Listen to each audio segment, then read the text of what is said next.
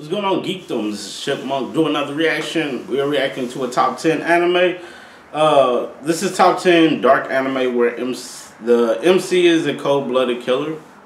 And this is off of Animan's channel.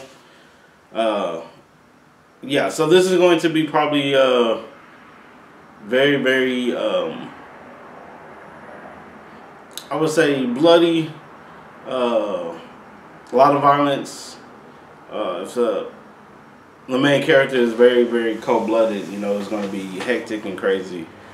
So yeah, and then right where I have it at, he put it there, it has some spoilers on it. So yeah,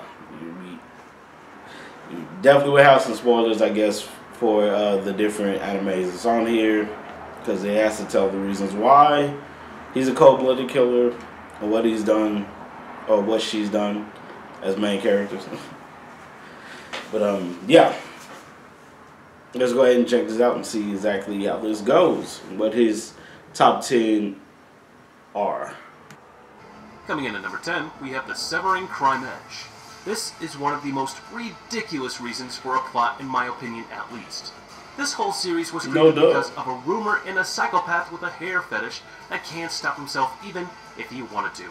The rumor in question is of the existence of a girl with magnificent long hair.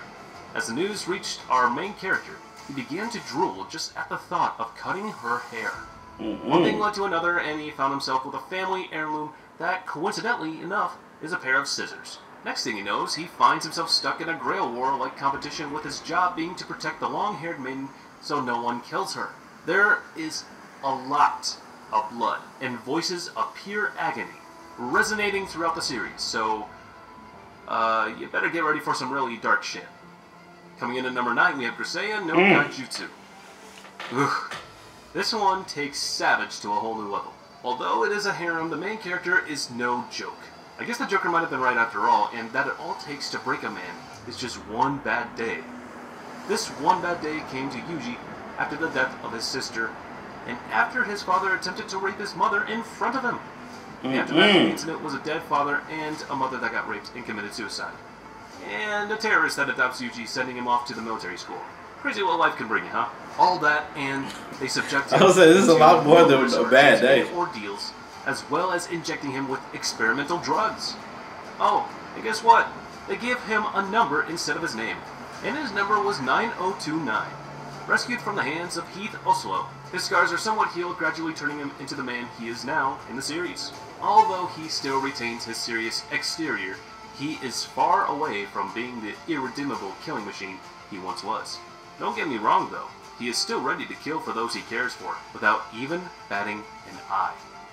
Coming in at number 8, we have Angels of Death. This is one of the most grittiest, most suspenseful, I heard about this most stressful horror series out there. Come on now, get off the screen. You tensed all throughout the series. The mystery and the horror of how the events unfold is marvelous on itself.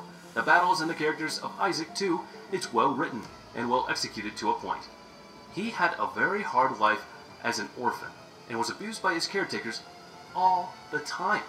They even made him bury a dead body just cuz. But what really broke this kid and sent him off on a murder spree, Life was the movie he so conveniently came upon, and got inspired by the killer in it. The writer of this character held no punches, and he made him vile, merciless, cruel, heartless. Lives only based on his instinct of survival, and the cherry on top with next to none education whatsoever. The real show, though, is all about the 13-year-old girl that has amnesia and doesn't have a clue for most of the series. And yeah, I said most on purpose. However, my lips are sealed shut. If you want to know, go find out for yourselves.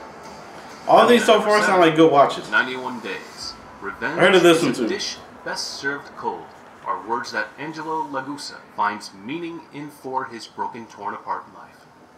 One day he is the normal son of a loving family. The next, he's an orphan that lost everyone thanks to the Benetti family, a mafia organization. On that day, Angelo was the sole survivor left in that family since he was hiding in the closet. 7 years later, he receives an anonymous letter that urges him to return to Lawless and exact his long-due revenge on the Benettis. He is as cunning as they come, and meticulous at laying down his fail-proof plans. He takes his time to enjoy the moment and make sure that his enemies suffer the most. With planning and using his undeniable charisma and silver tongue skills, he is able to infiltrate the Venetti family. And let's just say that's where the real fun begins. Coming in at number 6, we have Inuyashi. This is what happens when a sociopath gains superpowers and becomes almost immortal. He kills everyone and everything in his sight, kid or adult. He doesn't differentiate, they're all the same to him. Pieces of meat and experimental live targets to test his powers on. After turning into an indestructible robot, he loses all empathy towards humans. He decides to play God, killing people left and right for no reason whatsoever, in the most cruel and heartless ways. In one of the scenes, he kills a child that was bathing with his father by leaving him to drown in his father's blood. If that isn't cruel and extreme, I don't know what is. Oh wait, maybe I do. The fact that he shot down a complete precinct and killed the people walking by, as well as changing the direction of cars. You guys get the gist of it. There is a lot of killing, and a body count that can rival that of the legendary Yagami Light. Coming in at number 5, we have Saga of Tanya the Evil. It sounds like Light. Things done when others can't. She is ruthless, cruel, beyond measure, vile. Oh, did I mention evil? It is in the name after all. Tanya is actually a reincarnated man that doesn't believe in the existence a lot of these God. sound like some good anime watches. Especially that last one, I'll definitely check that one out. Powers are immense and unrivaled to Well, put that on my list at least. Everyone on her side and on the opposing one fear her power and battle prowess. It is said that the moment you see the glint of her rifle, then it's already over for you. Coming in at number 4, we have Black Lagoon. They are a mafia after all, and one of the most corrupt and crooked ones out there too. This main character knows nothing but the language of violence and causing pain to others. There is no way to reason with her. She knows no such language. All she ever knows is how to kill in the most gruesome ways and hide the body. Sometimes she wouldn't even bother to hide it. She is so messed up, she even shot the main protagonist once and almost killed him. The point here is, don't even think you can reason with a monster like her, or it will be your funeral. Coming in at number 3, we have Terror and Resonance. The moment you find a character that uses a number instead of a name, you know something is deeply wrong with them. And by wrong, I mean they are anti-hero terrorists that escaped from a facility for gifted children that treated them cruelly and drugged them and did inhumane tests on them. That kind of wrong. And with such a fucked up past, you wouldn't expect them to grow up into some kind of upstanding citizens now, would you? Instead, they grew up into the terrorists that kinda destroyed half of Tokyo single-handedly, all while having the cops on a wild goose chase. The duo is nothing short of genius. It's just a shame that they didn't use their intellect for good. Coming in at number 2, we have Code Geass. Well, when it comes to death counts, I don't think anyone here beats they're going to some very top ones right now. He is no monster or psychopath. He is just a genius that sees others as pawns on the chessboard, as lesser beings for him to toy with. Wasn't the biggest fan of Code Geass. And what better way to do so than by using his Geass ability? This ability was literally tailored for him. I just couldn't get into it. Someone as smart as him, and manipulative as he has something or some kind of power to suit his style or warfare. You see, he never dirtied his hands personally. I know the popularity of Code Geass is crazy. He uses militia army to his ends. People loved it a lot. And manipulate everyone around him to do his bidding. How far did he go? Oh, nothing important. He just blew up an atomic bomb in the city, wiping it off the map, and many other things on par with that. However, I won't say anything about them for now. The Code Geass series is made up of 2 seasons and many more movies, so you have a lot of stuff to fill up in the meantime. So you guys have a lot of filler. Better start now. And coming in at number 1, Monster. Speaking of monsters, this person is as vile it's not what I thought it would be as they come. Who said monsters need to look ugly and gruesome?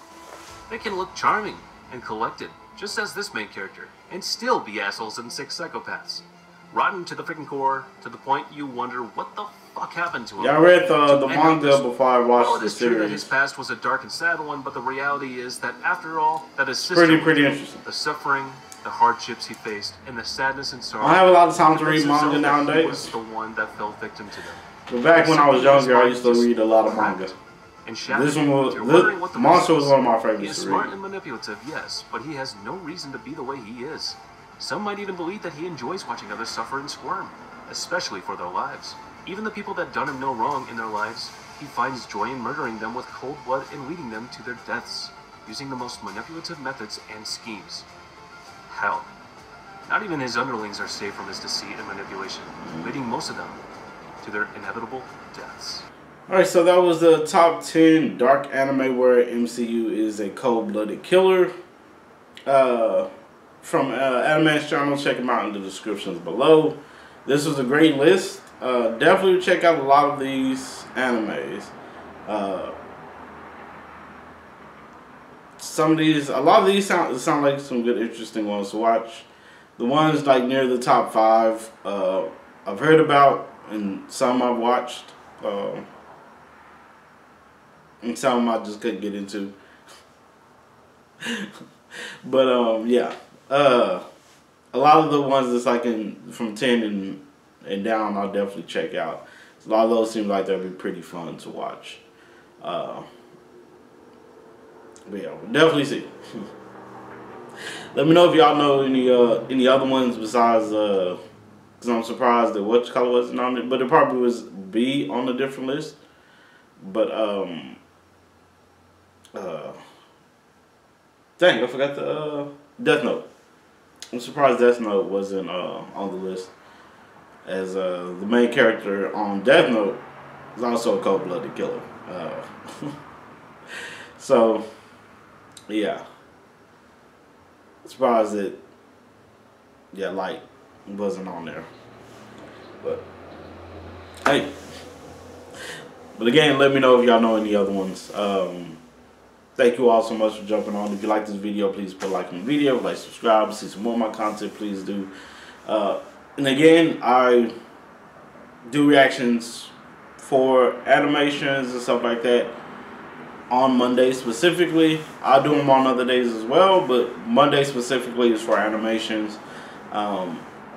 If you like horror, stuff like that, those reactions are on Fridays. I do Fridays. So yeah, check those out as well on Fridays.